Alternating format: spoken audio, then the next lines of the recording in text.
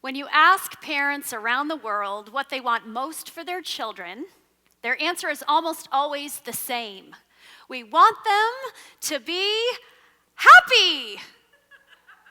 But when we say happy, we don't mean relentlessly, endlessly cheerful, bouncing off the walls with enthusiasm, because that would honestly be unrealistic. It also might be a little disturbing after a while.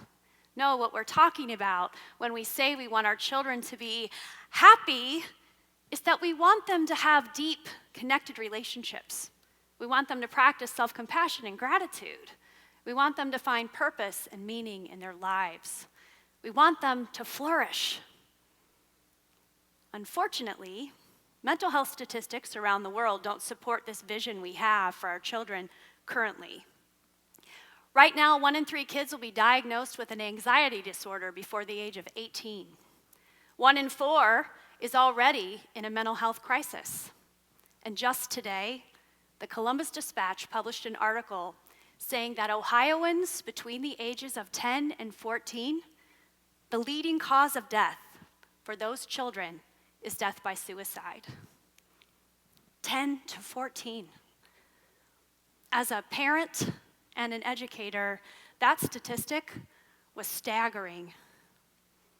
I've definitely had my time being that 1 in 4. And I've watched as my friends and dearest loved ones have struggled taking their turn being the 1 in 4. And I often wondered why there wasn't a life skills toolbox we could pass on to our kids so that when it's their turn to be the 1 in 4, they have some help. I talked about this mythical toolbox a lot with my mother-in-law, Susan Lowery. She was a spiritual director for the Episcopalian Church. She had a master's in divinity and a PhD in clinical counseling, an amazing listener, and a very wise woman. Her advice to me when I would talk about the toolbox was to pay attention, that if I looked hard enough and was mindful, I'd find it. And then she died. Stage 4, triple negative, metastatic breast cancer, the absolute worst. My grief was deep and real, and as most grief is, ill-timed. I just started a full-time job at Columbus Academy teaching the youngest students music, movement, and drama. And as a perk to this incredible full-time opportunity, we got to attend free professional development. We had signed up for a conference months before, chosen our sessions. I didn't remember what I signed up for, and honestly, I didn't really care. I'll tell you, I did absolutely everything I could to not attend this conference, even though I knew I had looked forward to it before Susan's death.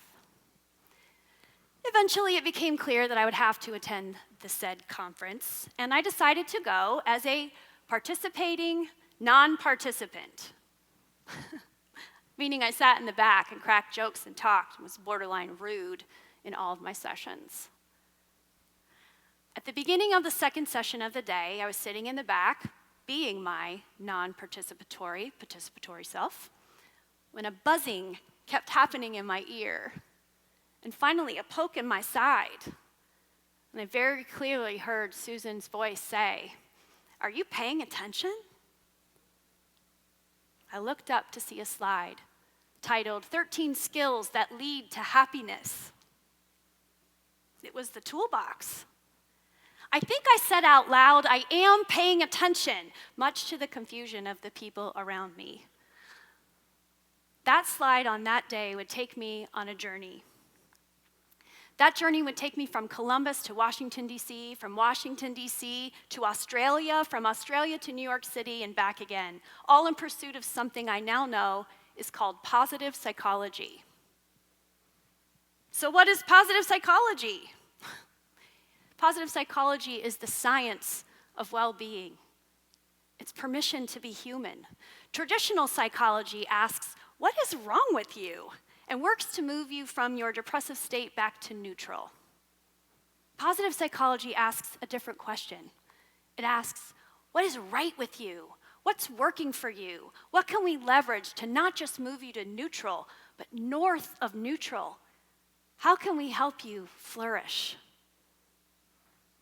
The fathers of the modern positive psychology movement are these two fine gentlemen here, Dr. Martin Seligman and Dr. Chris Peterson.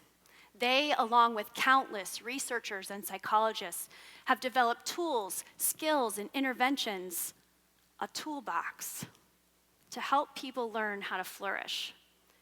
Two of the best things they've given us, the best tools in the box, are the VIA character strengths and the PERMA-V. The VIA character strengths are 24 strengths morally valued across religions and cultures for thousands of years. And the great news is, all these things you see up here, we have them all inside of us. Every one of us has all 24, with 5 or 6 that sit close to the top. These are our core or signature strengths. Research tells us that people who are aware of and value and use these core strengths are more likely to have higher self-confidence, to be more connected to the people around them.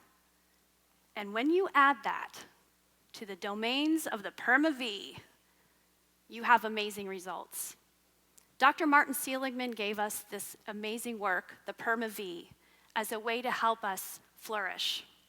The domains included here include positive emotions, engagement, relationships, meaning and purpose, achievement, and vitality, or health, depending on where you study. Shout out to the Flourishing Center in New York City. The skills and interventions contained in the PERMA-V, along with the VIA character strengths, research tells us these are the keys to continuous, higher life satisfaction.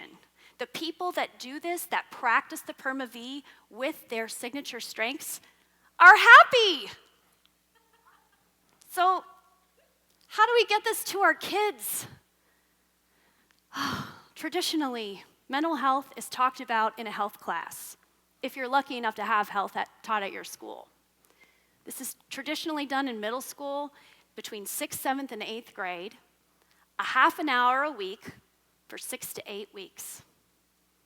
If you think about those statistics we started off with today, it's easy to see that our kids' needs have outgrown this traditional model.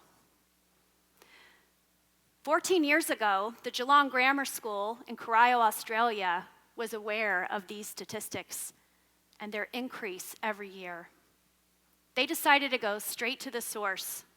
They invited Dr. Martin Seligman, Dr. Chris Peterson, and many of their colleagues to come to Australia and train their faculty and staff and non-teaching staff in the principles of the PERMA-V and the VIA character strengths. Their idea was that students were more likely to adopt the language and the practices if it was mirrored to them by the adults around them. The results were incredible. So incredible that Geelong Grammar started the Institute for Positive Education. As of 2017, they had trained 10,000 teachers in over 1,000 schools all around the world. And in 2018, they trained me and my colleague, Dr. Suzanne Ritter. We traveled to Australia for 2 weeks of incredible training and an incredible vacation, I won't lie. Geelong's model is to learn it yourself, live in it for a while, teach it to the kids around you, and embed it into your school culture. The UN Global Happiness Report, there is such a report. The UN Global Happiness Report stated last year that only 2 schools in the entire United States had adopted this learn, live, teach, embed philosophy. Guess what? They have higher test scores. And better yet, their life satisfaction among kids as young as 4 years old is through the roof. So what am I doing about this?